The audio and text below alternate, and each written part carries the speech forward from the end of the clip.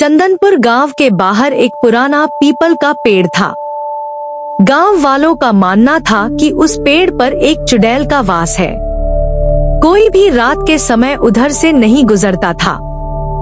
बुजुर्ग कहते थे कि बरसों पहले एक औरत को गांव वालों ने जादू टोना करने के शक में मार दिया था और उसी की आत्मा उस पेड़ में बस गई। एक दिन गांव का एक निडर लड़का रवि ने तय किया कि वो इन अफवाहों का सच जानकर रहेगा। रात के 12 बजे वो अपने दोस्तों से शर्त लगाकर उस पेड़ के पास गया। चांदनी रात थी, चारों ओर सन्नाटा पसरा हुआ था।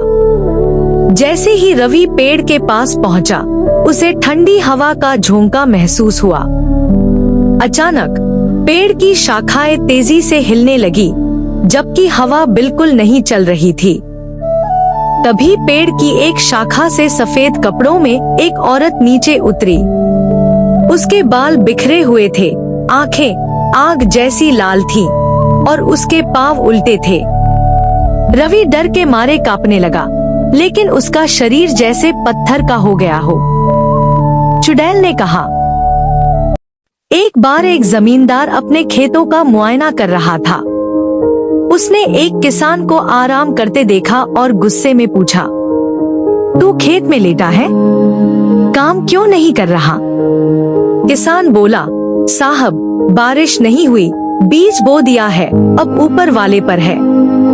जमींदार ने हंसकर कहा, मैं ऊपर वाला हूँ, मेरी जमीन है, तेरा पेट मेरी वजह से भरता है। किसान मुस्कुराया और बोला, तो फिर बारिश भी आप ही कर दीजिए। जमींदार चुप हो गया। सीख, हर किसी की अपनी सीमा होती है, अहंकार से बड़ा कोई नहीं होता। एक समय की बात है, एक जमींदार था जो बहुत क्रूर था। वह अपने किसानों से अत्यधिक कर वसूलता था। एक गरीब किसान ने विरोध किया और जमींदार ने उसे अपने खेतों से निकाल दिया। लेकिन किसान हार नहीं माना। उसने जंगल में मेहनत करके एक नई जमीन तैयार की और वहां खेती शुरू कर दी। कुछ वर्षों बाद वह इतना समृद्ध हो गया कि आसपास के किसान भी उसी के पास आ गए। सीख, अन्याय के विरुद्ध खड़े होने और परिश्रम का फल अवश्य मिलता है। बहुत समय पहले की बात है। एक छोटे से गांव में रामू नाम का एक गरीब किसान रहता था। उसके पास थोड़ी सी जमीन थी, एक पुराना हल और एक बूढ़ा बैल। रामू बहुत मेहनती था। वह रोज सुबह सूरज निकलने से पहले खेत में चला जाता और देर शाम तक मेहनत करता। लेकिन मौसम की मार, महंगाई और साहूकार के कर्ज के कारण उसकी हालत दिन ब दिन खराब होती जा रही थी। एक दिन गांव में एक अमीर सेठ आया। उसने गांव वालों से कहा, जो कोई मुझे सबसे अनमोल चीज देगा, मैं उसे इनाम दूंगा। गांव के कई लोग सोना चांदी, महंगे कपड़े और गहने लेकर सेठ के पास पहुँचे।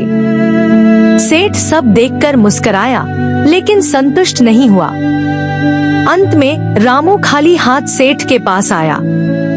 सेठ ने हंसते हुए कहा, तू तो सबसे गरीब है, तेरे पास क्या है देने को?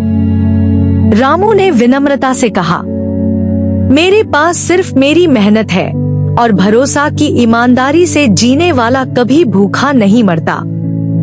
रामू ने उसे अपनी दिनचर्या बताई, कैसे वो भूखा रहकर भी अपने बीमार बैल को पहले चारा देता है, कैसे वो हर रात बीजों से बात करता है कि अगले साल तुम जरूर उगोगे।